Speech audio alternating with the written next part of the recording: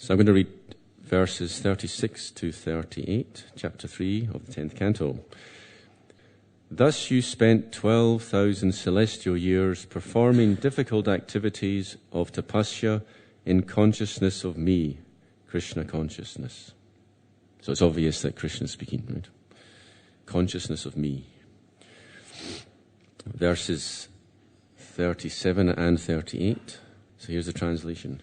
O sinless mother Devaki, after the expiry of 12,000 celestial years, in which you constantly contemplated me within the core of your heart with great faith, devotion, and austerity, I was very much satisfied with you.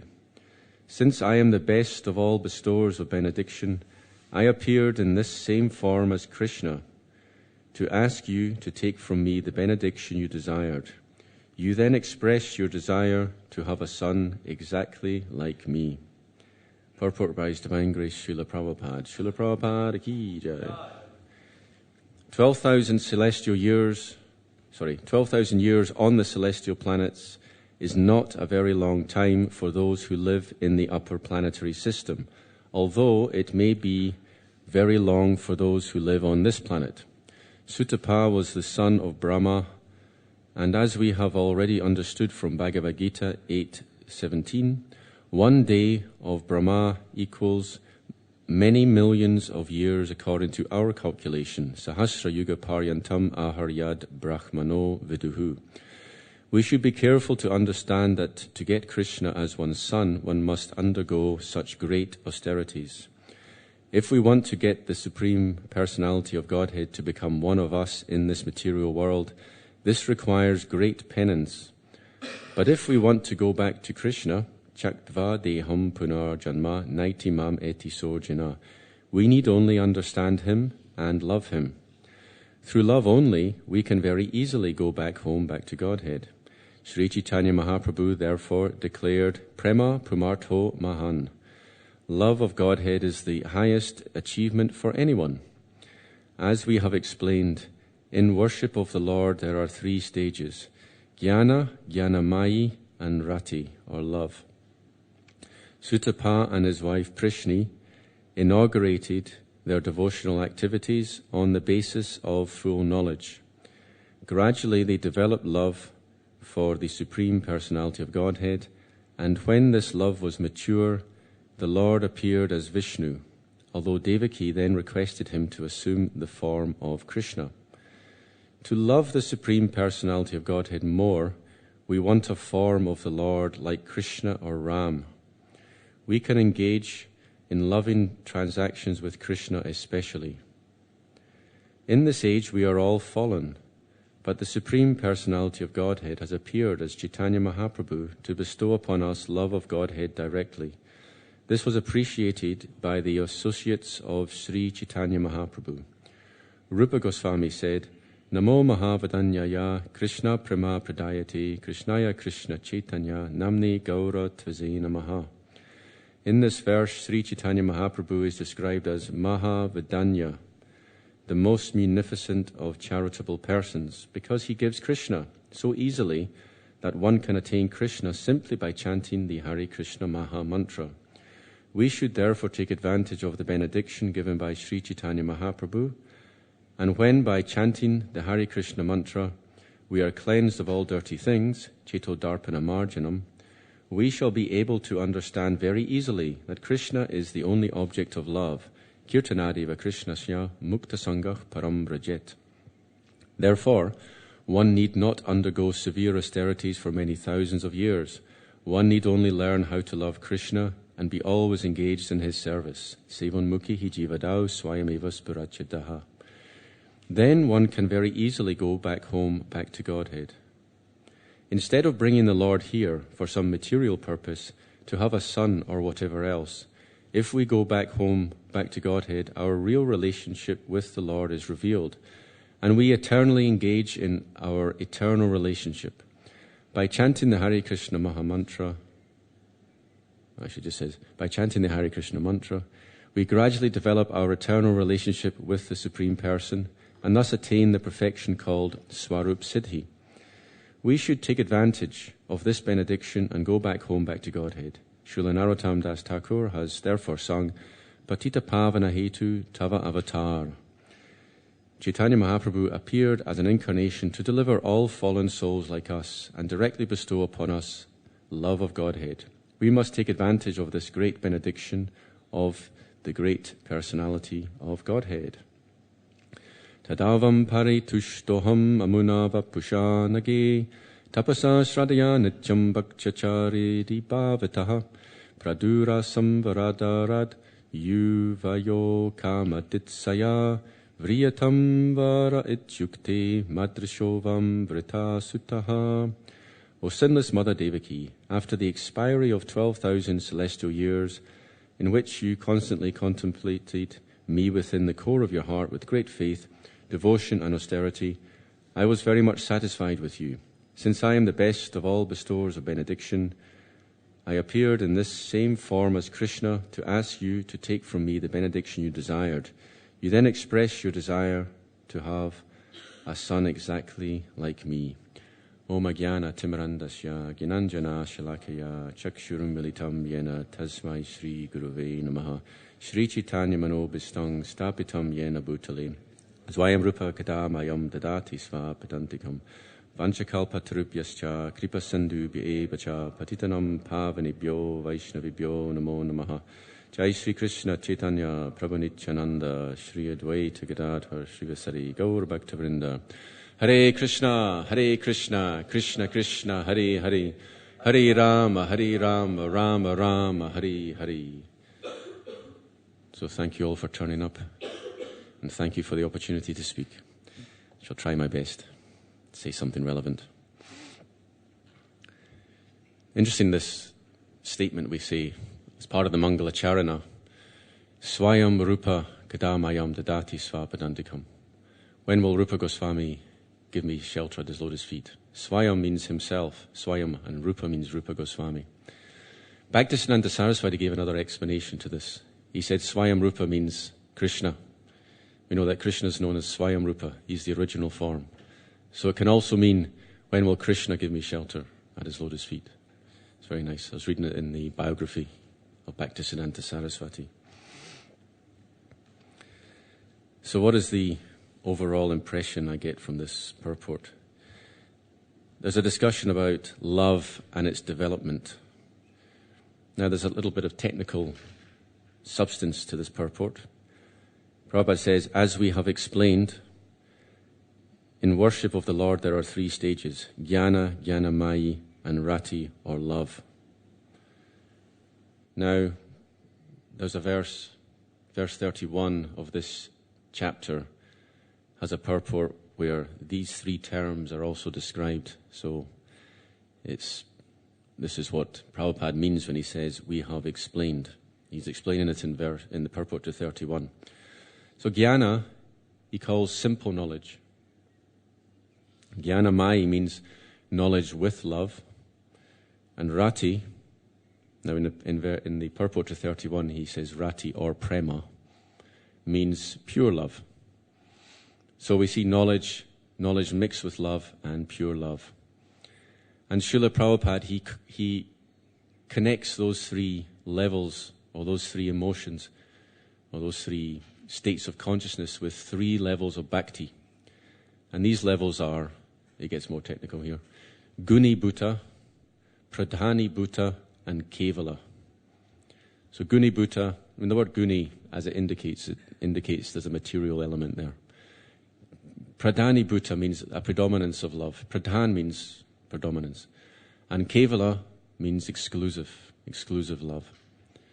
Like we sing Sri Guru Charana Padma, Kevala Bhakti Sadma.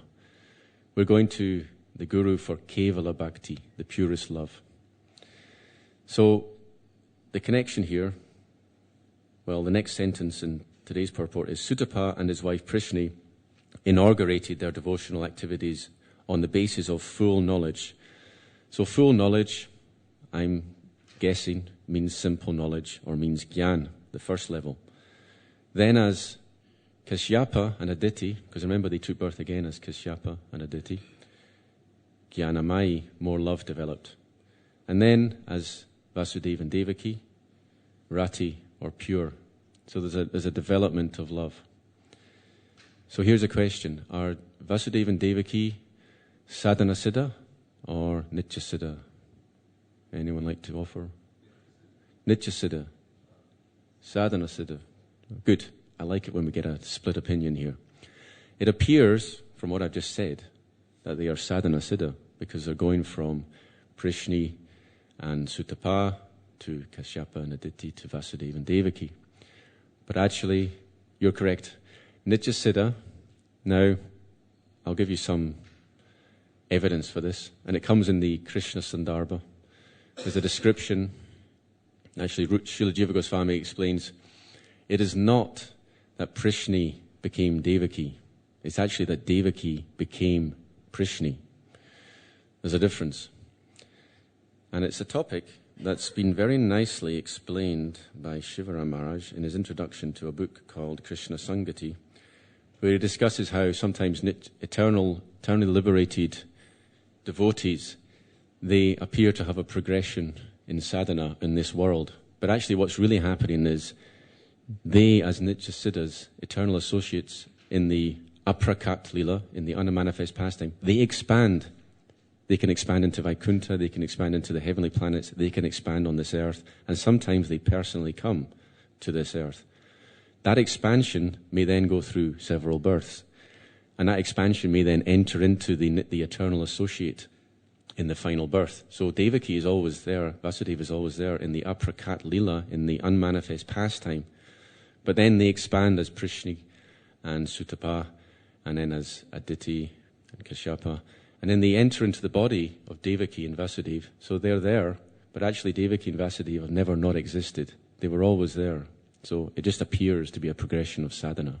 And the same is true with Yashoda and Nanda Maharaj. They're Drona and Dara, but we know they're Nitya Siddhas. They don't become, you cannot become Krishna's father or Krishna's mother. And Prabhupada said, if you even desire that, that is Mayavad. It's like desiring to become Krishna. Prabhupada's very strict on this. In one lecture he said, you should not desire to become a gopi. This is Mayavad. Why? You should instead desire Gopi Bhartu Pada Kamalayor Dasa Dasanudas. Become the servant of the servant of the servant of the gopis is what Prabhupada said. But we know the verse means Gopi Bhartu, means Krishna. So we have to be very careful. Never want to be a gopi. And we can consider the prayers of Lord Brahma and also the prayers of Uddhava. They both prayed the same way. They desire to become a piece of vegetation, like shrub, herb, in Vrindavan or even on the outskirts of Vrindavan, so they could take the dust of the gopis. So if you want to be a gopi, you're disqualified. But if you want to take the dust of the gopis on your head, you're in the right direction. So I'm going to read something a little bit technical. It's from the Krishna Sandarbha, and it will explain nicely, I hope, if I can get it to zoom in, what I've been explaining, but in more elaborate way. An intricate sequence of events is hinted by the use of the phrase Tau Chapi, the two of them also. Now here's something very amazing. Before I finish reading this, when we first come to Krishna consciousness, we have this conception that Krishna is born as the son of Devaki, and then he's transferred to Vrindavan, and he's swapped with Yogamaya, the daughter of Yashoda. And then at some point we learn something extra, that actually Krishna was also born to Yashoda.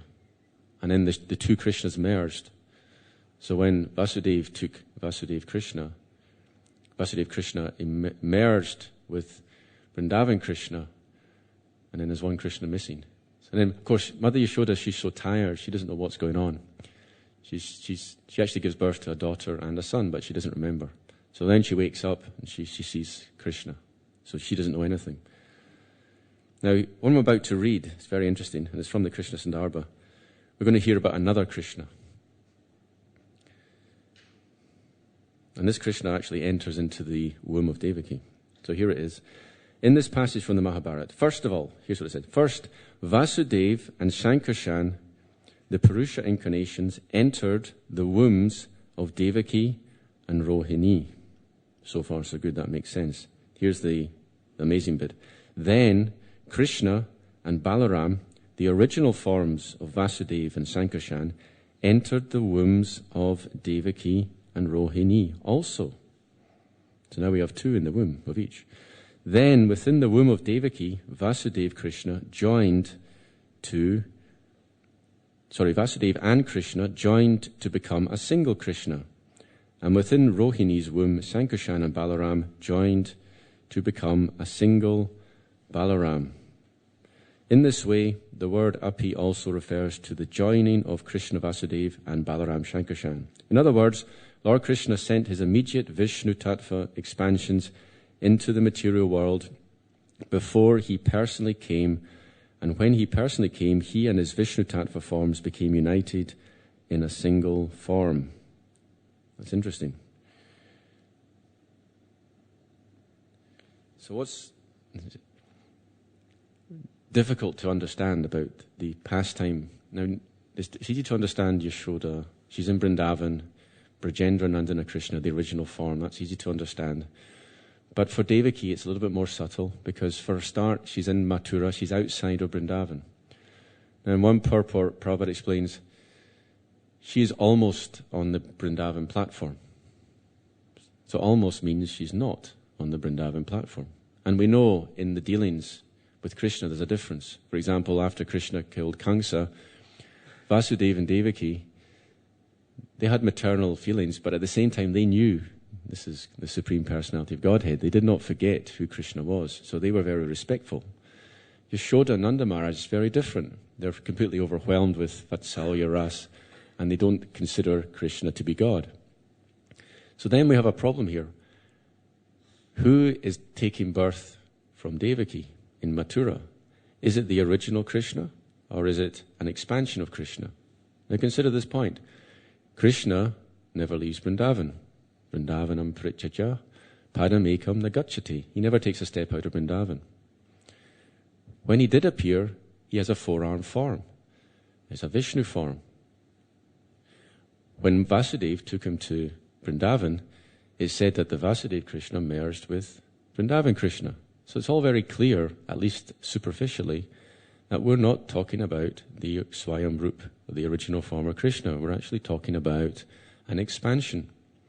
But no, this is where it gets very inconceivable. And I'll give you some evidence that this is actually not to be considered the case. Now in today's verse, it's obviously not on the board, you can't read it. Today's verse we have the words Amuna Vapusha. Now here's where Jiva Goswami explains in the Krishna Sandarbha the importance of this. And interestingly, in verse 43 of this chapter, Prabhupada talks about this. He says, in other appearances, the Lord said, I took the form of an ordinary child just to become your son, so that we could reciprocate eternal love. Jiva Goswami has explained this verse, now this is the verse of today's verse, in his Krishna Sandarbha, 96th chapter, where he notes that in text 37 the Lord says, Amuna Vapusha, meaning by this same form. In other words, the Lord told Devaki, this time I have appeared in my original form as Krishna. Notice original form. Srila Jiva Goswami says that other forms were partial expansions of the Lord's original form.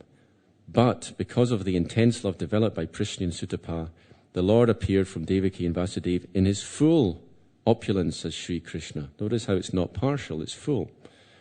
In this verse, the Lord confirms, I am the same Supreme Personality of Godhead, but I appear in full opulence as Sri Krishna. This is the purport of the words Tenaiva Vapusha. When the Lord mentioned the birth of Prishnigarbha, he did not say Tenaiva Vapusha, but he assured Devaki that in the third birth, the Supreme Personality of Godhead, Krishna, had appeared, not his partial expansion. See, it's saying it over and over again. And in the Krishna Sandarbha, it's said over and over again. So that's just something that I leave it as a mystery, because on the one hand, we know that Krishna doesn't leave Vrindavan, but there's absolutely no indication from the words of the Acharyas that this child is anything other than the full manifestation of Krishna. Let's go back to today's purport. I found it interesting that in the discussion, it's all about Krishna, there's one statement To love the Supreme Personality of Godhead more, we want a form of the Lord like Krishna or Ram. Now, why is Lord Ram mentioned here in this purport? Because of Balaram. That's one of the answers I was thinking. Is that your consideration, or you have any commentary that you've read that? You've read it. Good. Thank you. Balaram and Ram. Now I was going to offer something slightly different angle on that, but I was thinking this way as well. And here's what it is. In the Laghu Bhagavatamrita, there's a description of the avatars of the Lord. And in particular, 3 avatars are mentioned that have more qualities than the other ones. Does anyone know the 3 special ones? They all have a special place in our program. Yeah? And Krishna, of course. Now, where's Lord Chaitanya? Well, Lord Chaitanya is there as Krishna. I'm wondering, where is Balaram? Well, wherever Krishna is there, there's Balaram. So I take it that that's what it means, that these manifestations are already there. They're already implicit by the term Krishna. Yeah, so it said, Nrsimha, Rama, Krishneshu, Sadgunyam Paripuritam.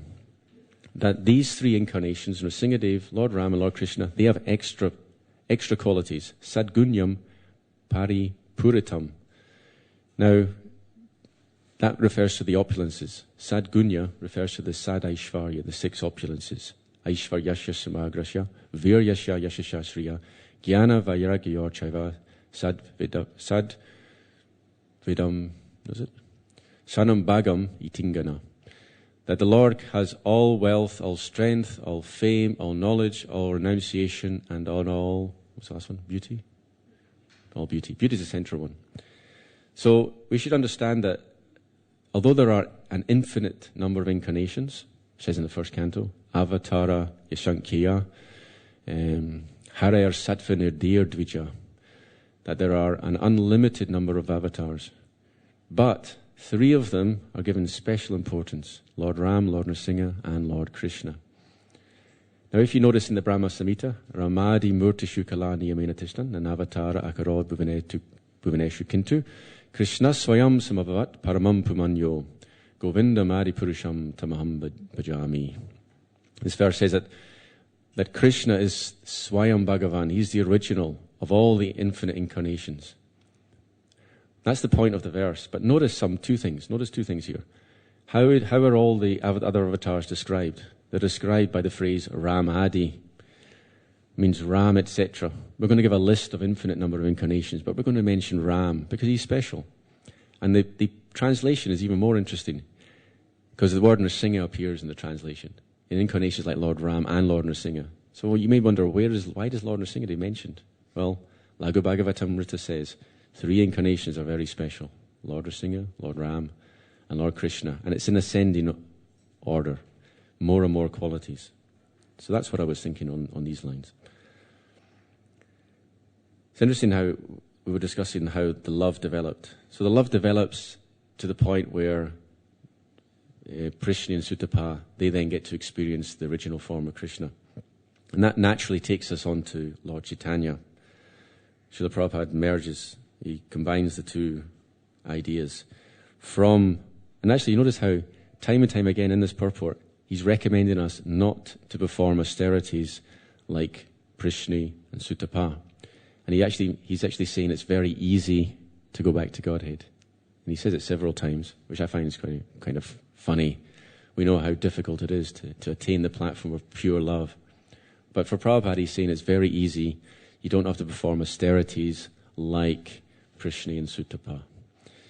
So there's an interesting statement from the Narad Pancharatra. Aradito yadiharesh tapasatatakim, naradito yadiharesh tapasatatakim, antar bahir yadiharesh tapasatatakim, nantar bahir yadiharesh tapasatatakim. It's a very nice verse. It means, if one is worshipping the Lord, what is the need of performing austerity? If one is not worshipping the Lord, what is the need of performing austerity? In other words, your austerity is worthless if you're not worshipping the Lord. If you see the Lord internally and externally, just as I mention it, just as we see the Lord, Shishi Radha Gokulananda Ki Jai, Shishi Sita Ram Lakshman Hanumana Ki Jai, Shishi Gornitai Ki Jai. So the next part of this verse, if one sees the Lord internally and externally, what is the need for performing austerity? In other words, austerities are useless because you've already attained the goal.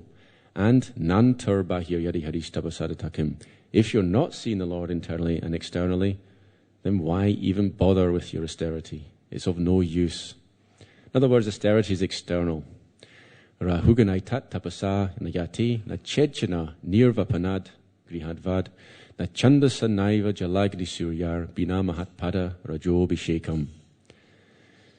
So Jad Bharat, he says to Rahugana, you cannot attain the absolute by tapas, by austerity, by chandas, by study of the Vedas, grihad, by being a perfect householder, nirvapana, by being a sannyas or a renunciant, not by sitting in the sun in the middle of summer performing austerities, not by submersing yourself in cold water in the middle of winter. People in India are very extreme. They do extreme things. When it's cold, they make themselves colder. It's part of their austerity. And when it's hot, they make themselves very, very hot by surrounding themselves by fire. Prabhupada once said, why is the climate of Vrindavan so harsh? To get rid of all the ascetics who have got no bhakti. They find that even the heat of Vrindavan in summer is too much for them. So clear them away. But those who have bhakti, they can tolerate that heat. Well, some people can. There's a few dedicated kirtaniers who do the 24-hour kirtan in the hot sun in Vrindavan. And that's very austere. I was once speaking to Gopal Prabhu, and he used to describe how after a session, they go up into the room and they just crash out and fall asleep. Now, the problem here is it's actually very bad for your kidneys. Now, they wouldn't drink much water while they were playing because it would just straight away come out, so they'd be covered in sweat and pools of sweat on the ground. So they wouldn't drink much, which is bad for your kidneys. So the first thing you must do is rehydrate after something like that. But sometimes they were so tired they didn't even do that. They just got to the room and crashed out. Then after they woke up with a dry mouth, they would slake their thirst. So he told me he had some trouble with his kidneys, so it's not recommended. Anyway, so austerity, absolutely useless. Now, if you do austerity in Krishna consciousness, that's different. And if you notice, Sutta and Prishnigarbha, their austerity for 12,000 years was meditating on Krishna at the same time. Therefore, it was dovetailed. We dovetail our austerity, that's good. If we go out in Sankirtan, that can be very austere. If we do it in winter, it's even more austere. But that type of austerity is very good because it's dovetailed. So, as I was explaining, the love developed, and then we get a description of Lord Chaitanya. And he is described here as Maha Adanya, the great avatar, the most munificent. Why? Krishna Prema Pradayati, because he gives Krishna Prem. Now, I want to talk about a question. Who can give Prema? Now, I'll tell you why I'm bringing this up. It's a difficult question to answer, because I've studied it. The reason I studied it was that about 5 years ago, one Prabhupada disciple was sitting here. He's quite a senior devotee. He's an author. He's written several translations. He's fluent in Bengali. Anyway, he said something which upset the audience. What he said was, devotees can't give prema. He said, only Krishna can give prema. And there was a discussion. And I was there, and I offered my explanation. I said, well, it says here, prema bhakti jaha hoiti avajja vinashayati. The Guru gives prema. It's written there. And he destroys ignorance. Or we have Jaya Nilo Prema Dana. When we sing to departed Vaishnavas, we say, he who gave prema. We have the example of Govinda Maharaj would often say, unless the Guru has prema, how can the Guru give you prema? So we were discussing, and as a result, it upset people, and he was told he wasn't going to give class again. But after that, now here's an interesting thing. One of the good things about going to classes is topics come up, and it kind of, you get thinking about it, and then it becomes like a radar. Like I have a lot of questions, that a lot of debates have come up, and it becomes like a radar. So after you've been in the discussion, you're looking out for things that might answer this. So ever since that day, every time I've seen anything talking about prema and who's giving prema, I'm on my radar's there, and I'm thinking, oh, let's see what it says here. So since then, I've discovered a lot of evidence that actually supports what this devotee was saying. So I'm thinking to myself, maybe we shouldn't have been so harsh on this devotee. Now, I'll give you some examples. In the Bhakti Rasamrita Sindhu, it is said there are 3 causes of bhava. Bhava means preliminary love of God. 3 causes. But for prema, there are 2 causes. So the 3 causes of bhava are sadhana, which is the most normal process to get preliminary love of God, mercy of a devotee, and mercy of Krishna. But for prema, there's only 2, sadhana and the mercy of Krishna. The devotee is not there. The mercy of the devotee is not considered a cause of prema. It's interesting. Also, in Chaitanya Charitamrita, there's a statement, Krishna eka premadatta shastra praman. According to the Shastras, there is only one giver of prema, and that is Krishna. So here, if Krishna wants to give prema, he comes as himself. Krishna prema pradayati. Lord Chaitanya is Krishna prema prada, because he is Krishna himself. Therefore, he can give prema. Therefore, I think there's an ambiguity here.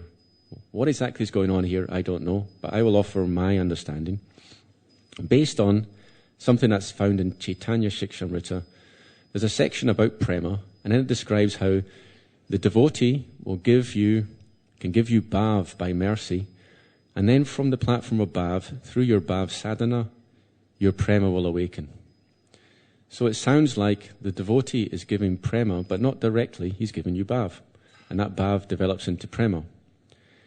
Now in the Chaitanya Charitamrita, in the discussion of prema, there's a nice verse, Yaichi iksha ikshu rasa gudakandasar sarkarasita machari uttama machari ar. Here prema is described metaphorically as the first stage is the bij, the seed of the sugar cane, then the stem, which is iksha, then guda, rasa, the sugar juice, guda, meaning the molasses, kandasar is dry molasses, then it goes on to sugar, candy, rock candy, and finally lozenges. The last one is uttama machari. So you can condense the sugar, and ultimately you end up with lozenges. Now, what's interesting is there's 9 stages here. But in the same section, when it's discussing prema, there's only 7 stages given. And that's prema, vriddhi, krami, nam, sneha, mana, pranaya, raga, anuraga, bhav, mahabhava, hoya. The stages are sneha, which means affection, mana is when you get grumpy, get angry. It's a loving anger. It's very relishable. We get a perverted reflection of this in the material world, as the Grihastas will know. Mana, pranaya, that's like when you merge. The love is so intense you feel like you're one. Then raga, ecstasy, anuraga, increasing ecstasy. Bhava, even more. Actually, raga and anuraga are like got other names. I can't remember exactly how they're described. But anyway, mahabhav means the final level of prema. So 7, but then when the analogy is given, there's 9. Now, if you look at Bhaktivinoda Thakur, you can get an answer to this. There are actually 9 stages of prema. The first one is rati or bhav, which means preliminary love of God. That's stage 1 prema. And stage 2 is prema itself. Then sneha, mana, pranaya, and so on. So notice here how bhava, preliminary love of God, is stage 1 prema. Therefore, if we say a devotee gives prema, maybe we just mean stage 1 prema. It's a possibility.